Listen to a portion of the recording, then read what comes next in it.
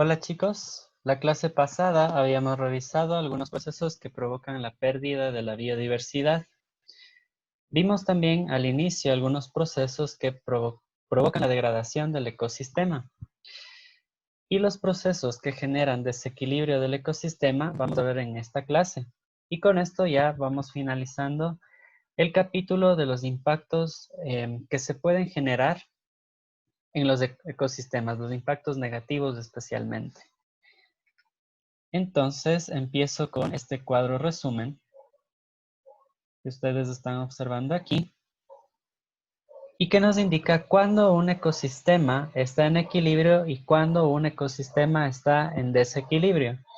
Entonces tomen en cuenta algunas situaciones y algunos conceptos y elementos que nosotros ya hemos venido trabajando a lo largo de este periodo. Entonces, ¿cuándo un ecosistema está en equilibrio? Un ecosistema está en equilibrio cuando hay armonía entre el factor biótico y el abiótico, en la relación que hay entre estos dos factores. Es decir, cuando los organismos vivos tienen las condiciones adecuadas de temperatura, de humedad, de luz, tienen un suelo adecuado para que se desarrollen plenamente, para que su vida se desarrolle con plenitud. Decimos que un ecosistema está en equilibrio cuando hay un gran y cuando hay un variado número de especies en un ecosistema. Cuando hay, mientras mayor sea el número de especies que están presentes en un ecosistema, mayor va a ser la capacidad de que estas especies, de que estos organismos se alimenten y mayor va a ser la capacidad de que estos organismos transmitan energía. Entonces, gracias a esta diversidad, a esta variedad, se puede dar esta tercera condición que nos indica cuando un ecosistema está en equilibrio, ¿sí? Esto va a ser determinante para que haya disponible este alimento y que se pueda transmitir a través de la alimentación la energía entre todos los componentes vivos de un ecosistema, de un espacio, ¿ok? Luego, ¿cuándo decimos que un ecosistema está en desequilibrio? Cuando se dan afectaciones a todo lo que mencionamos hace un ratito, con lo que decíamos, las condiciones que decíamos cuando un ecosistema tiene equilibrio.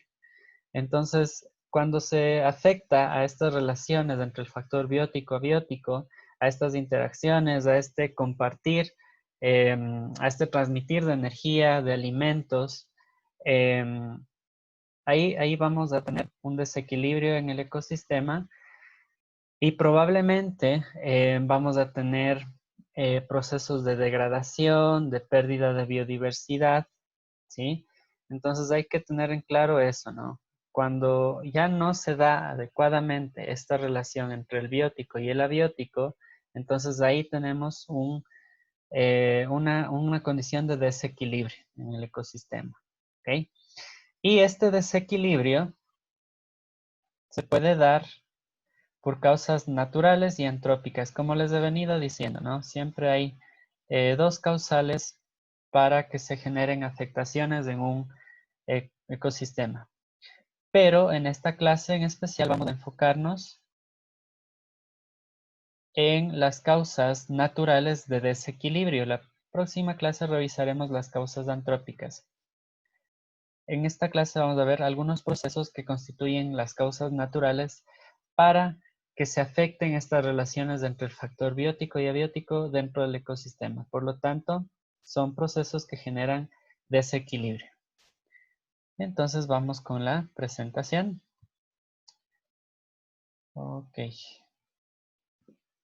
Entonces tenemos tres procesos. Tenemos las inundaciones, tres procesos que son las causas naturales de desequilibrio.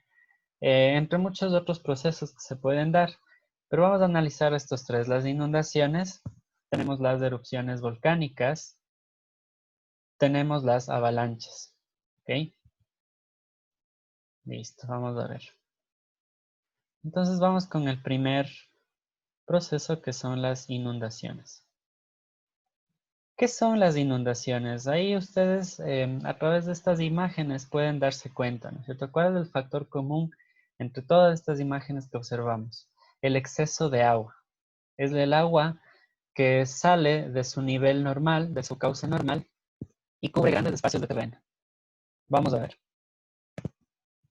Justamente, es el exceso de agua que ocupa un territorio, o también una inundación es el desborde del nivel de agua y que va cubriendo todo el espacio.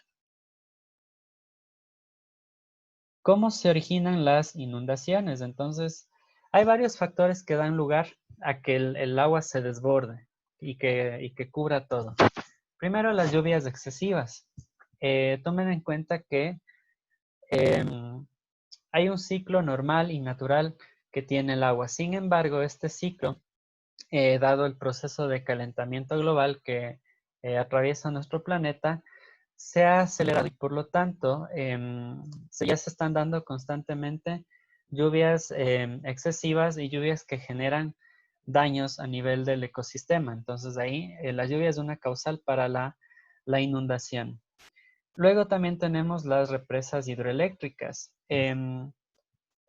Estas represas tienen un nivel permitido para represar el agua. Entonces estas represas son como unos, digamos, unos grandes estanques, ¿no? Entonces, mientras el nivel del agua se mantenga adecuadamente, el agua no se va a desbordar y no va a destruir el espacio natural que hay alrededor de esta represa.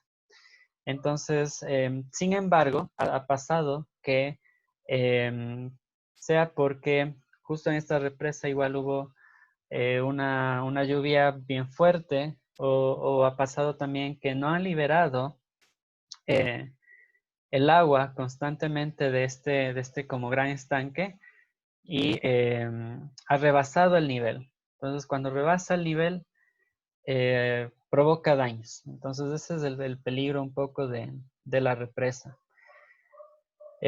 También el desborde de ríos. Pensemos, por ejemplo, en la situación de Cuenca, ¿cierto? Tenemos justamente aquí una foto, ¿sí? En donde se observa claramente, ¿no? Cómo el río se ha desbordado. Tomen en cuenta que el nombre completo es Santa Ana de los Cuatro Ríos de Cuenca. Entonces, imagínense el riesgo que tiene esta ciudad especialmente de inundación generada por el desborde de ríos. Entonces, fíjense ustedes la situación en esta foto, ¿no? También una inundación se puede generar por tormentas y tsunamis, ¿no? Acuérdense cómo reacciona el mar y cómo va destruyendo, ¿no es cierto? Todo a su paso cuando se da un proceso de tsunami, ¿no? El agua cubre prácticamente todo el territorio de los pueblos que están cerca al perfil costanero y lo destruye prácticamente, ¿no? Entonces, ahí tenemos cómo se originan las inundaciones. Vamos a ver los impactos. Eh, a ver, los impactos dependen del contexto, ¿no? Por ejemplo, yo les he puesto acá igual algunas fotos en las que nosotros podemos evidenciar qué es lo que pasa o cuáles son los impactos de acuerdo a cada entorno, a cada contexto. Por ejemplo, en la costa, fíjense, cuando se han dado procesos de inundación, prácticamente los cultivos de los agricultores de la costa se pierden casi en su totalidad. El arroz, el cacao, las frutas, ¿sí? Que ahí cultivan, se pierden y generan también a su vez pérdidas en las economías de estas personas, ¿no? Luego otro contexto, lo que les decía de Cuenca, ¿ok? Va destruyendo toda la parte de infraestructura urbana, en este caso, que hay en las orillas de los ríos, ¿ya? Luego también fíjense en esta imagen, ¿no? Que son personas que viven cerca a esteros. Entonces, ¿qué pasa cuando sube el nivel del agua? eh, de pronto por una lluvia fuerte, ¿no es cierto? En este estero, eh, esto es lo que pasa justamente, ¿no? Que inunda el agua en sus casas y va arrastrando todos sus bienes, ¿no?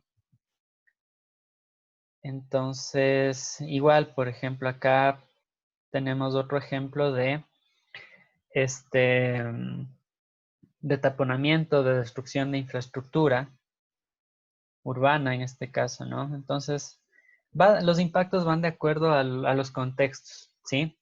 Igual, tenemos también como otros impactos la muerte de especies animales y vegetales, obviamente, en estos cultivos, en estos bosques, en estos páramos, ¿sí? Vamos a tener siempre especies animales y vegetales que pueden verse afectadas por este desborde, por este cubrimiento que hace el agua del espacio, ¿ok? Luego, obviamente, lo que les decía, daño de infraestructuras, pérdida de los cultivos y la destrucción del hábitat. Entonces, aquí queda la evidencia de que las inundaciones perturban, desequilibran las relaciones que tienen las especies con el factor abiótico, en este caso, el suelo, la humedad, la temperatura, etcétera, ¿sí? Eso en cuanto a las inundaciones, que es el primer proceso, ¿no? De desequilibrio del ecosistema. Luego tenemos las erupciones volcánicas. Vamos a ver. En estas fotos observamos a 3 de nuestros volcanes activos, ¿sí? De los volcanes activos que tenemos aquí en el Ecuador. Esta primera foto responde al volcán Reventador, ¿sí? Esta segunda foto corresponde al Cotopaxi y esta tercera foto corresponde al Tungurahua. Tenemos algunos otros volcanes, pero estos han sido los que últimamente han estado más activos, ¿no? Pero, ¿qué es una erupción volcánica? ¿Ya? Una erupción volcánica es una explosión, es una emanación de diversos materiales. Estos pueden ser lava, ceniza, gases, desde el interior de la Tierra hacia el exterior, hacia la superficie terrestre, a través justamente de el cráter del volcán.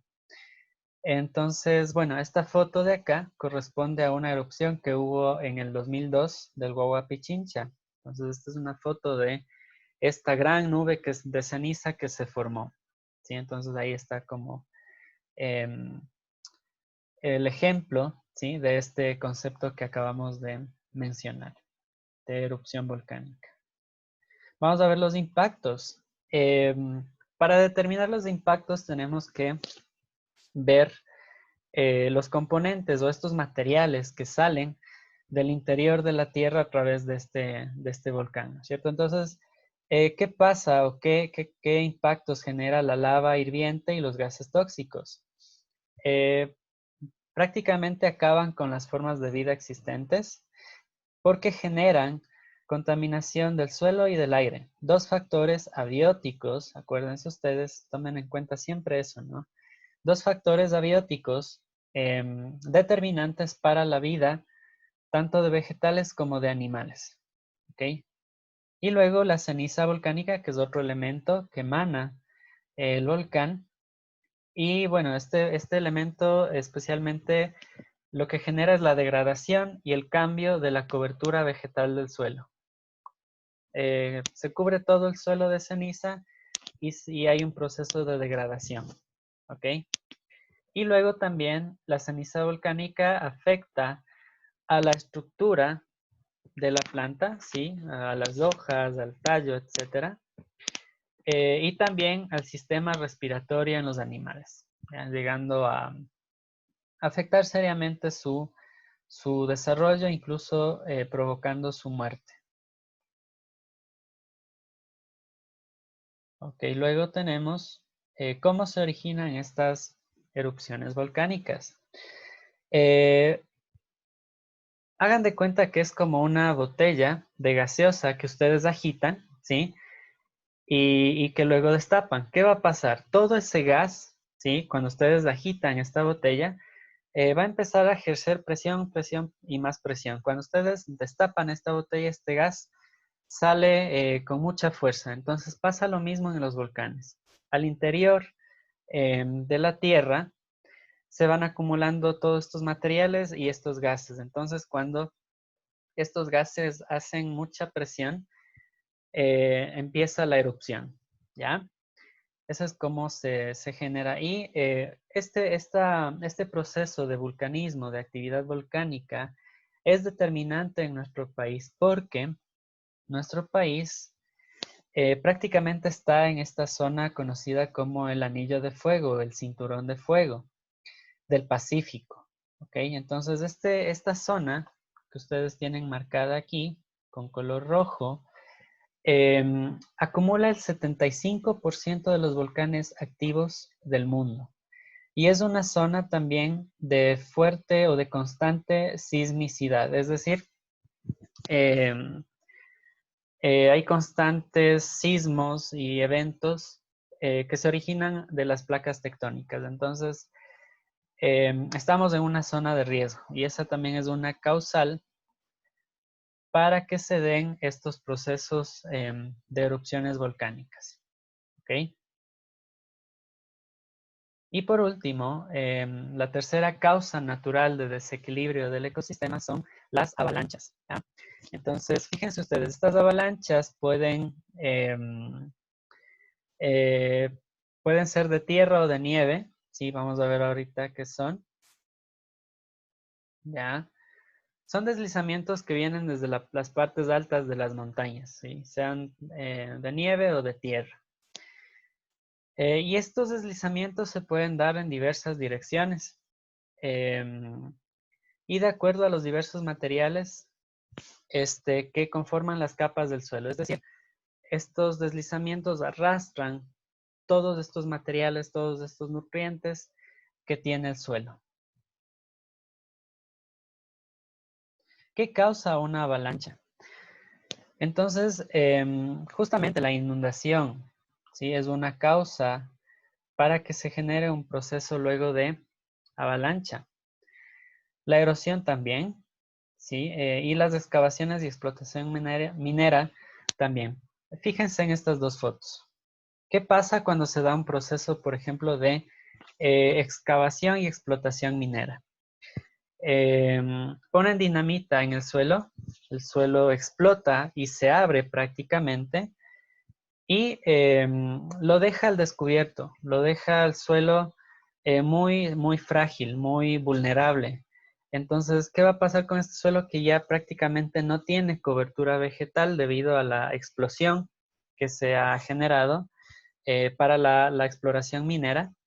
Este suelo va a quedar muy, muy expuesto a justamente a estos deslizamientos, ¿no es cierto? Porque ya no hay vegetación que le sostenga, ¿sí? Entonces, este suelo se va a venir abajo prácticamente, ¿ya? Por producto de justamente esta actividad minera, ¿no? Y luego también, obviamente, cuando tenemos un suelo erosionado, es decir, un suelo que está desgastado, que está degradado, igual, va a ser muy, muy propenso a que eh, se caiga, se deslice, ¿ya? Entonces, eso es como las causas de las avalanchas, ¿ya? ¿Y cuáles son los impactos de este proceso? Prácticamente cuando se da un proceso de avalancha se arrastran todos los nutrientes del suelo. Fíjense ustedes, ¿no? Aquí en esta foto, prácticamente todo el material, ¿sí? que viene con ese arrastre del suelo va a taponar todo el espacio. Entonces, este espacio se vuelve inhabitable, ¿sí? Se van a acumular todos estos materiales que vienen con la avalancha, ¿sí? En la superficie y prácticamente se vuelve inhabitable, ¿no? Y otra cuestión también, pues bueno, fíjense en esta foto, la muerte de especies animales y vegetales, ¿ok? Entonces, aquí evidenciamos también, al igual que en los otros procesos de erupción volcánica y de inundaciones, que afecta a la relación, a la interacción entre lo biótico y lo abiótico, ¿sí? Lo vivo y las condiciones ambientales que son necesarias, importantísimas para el desarrollo de la vida. Miren esta foto, por ejemplo. Aquí, después de esta avalancha, difícilmente se va a desarrollar la vida muy rápido, ¿no? Entonces, prácticamente se destruye el hábitat, se destruye el espacio, se destruye el territorio, ¿no? Entonces, aquí tenemos un ejemplo de avalancha en nieve, de avalancha en tierra, montaña de tierra, y luego también este evento de aluvión, ¿sí? Se dio en la ciudad de Quito hace poco, ¿no? Entonces, ¿qué pasó? Vino arrastrando autos y obviamente material de la montaña, ¿no? Rocas, tierra, y justamente provocó lo que ustedes observan en esta imagen, ¿no? Una escena apocalíptica. Entonces, eso en cuanto a las causas naturales de desequilibrio del ecosistema. En la próxima clase veremos las causas antrópicas, es decir, las causas generadas por el ser humano y que provocan desequilibrio también. Listo, chicos. Muchísimas gracias por su atención. Cualquier cosa, estoy disponible en WhatsApp para solventar sus dudas. Chao.